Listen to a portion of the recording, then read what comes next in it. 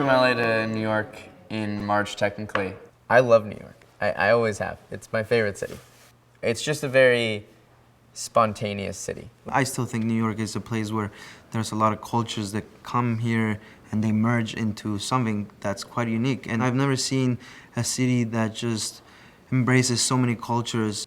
I mean, there's lots of things that are just so different. Like tomatoes in New York are like a different fruit than tomatoes in LA. It's completely different. I actually really enjoy the challenge where it's like, great, now this isn't good, figure out something else that you can do. I'm making a bowl of pumpkin.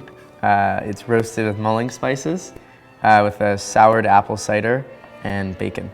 We're pumpkin spicing a pumpkin. And the apple cider is the main part of the dish. It's just apple juice. Takes 10 quarts to get 1 quart. So it's really, really, really reduced and concentrated, and it's kind of tart and really kind of silky and buttery, and that mixed with the pumpkin and everything. It's just like a very comforting bowl. Because the dish is so small on the menu, it has to have be very intense because it's 1 to 2 bites. So if it was just kind of like, no one's gonna care. You know, I really went off of Flynn's first course. I think that was the thing. As a chef, you try and go through a progression of the meal based on your palate, and for me, that was just the key, to jump right into something that had a little bit more fat to it, something that just really says fall in a big way. And I was like, wow, it's time to serve duck. When I start thinking of fall, it's duck season, and it's now mid-October, and we're going to do a lacquered duck. We poach the duck in honey and then roast it off until the skin is very crispy and very black on the outside. You got to have a lot of herbs. You got to have a little bit of butter so that butter really browns and toasts around the duck. And then we've got some escarole that we cleaned.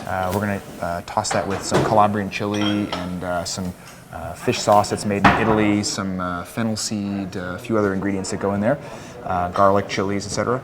And then we pureed a bunch of persimmon, which is a really amazing fruit that I love this time of the year. So it's got a little savory quality to it that I think is pretty great to have with something as fatty and sweet as lacquered duck. So it should be cool. Should be a good dish tonight.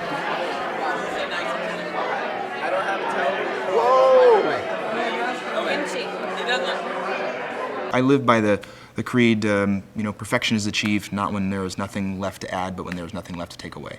I'm always thinking of the elements that are going on the plate and how do they speak to each other, and what's the least common denominator? How can I pull it down to the least amount of ingredients and still say the most with it? Because I think it takes a lot to remove items from a plate and still let the flavor speak to itself.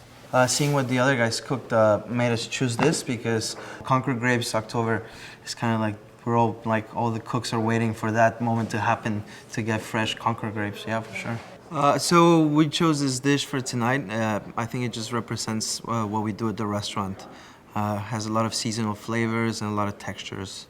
So we're doing a dessert of, it's a milk mousse with a caramelized verjus. The milk mousse is infused with vanilla, so it has that sort of like sundae quality, taste like being a kid. Basically, this is about 4 cases of grapes.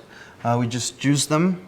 Basically, we freeze it into a big block, and with one of these ice scrapers, we just scrape it to this like sort of crystals.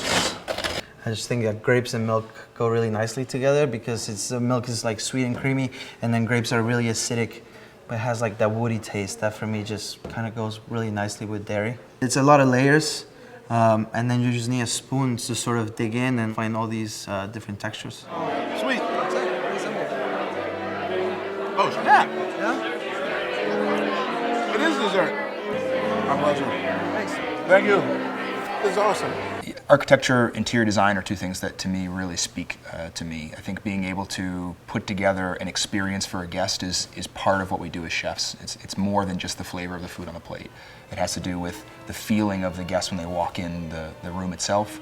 The ability to communicate all of that through warmth is more than just the sum of the parts on the plate.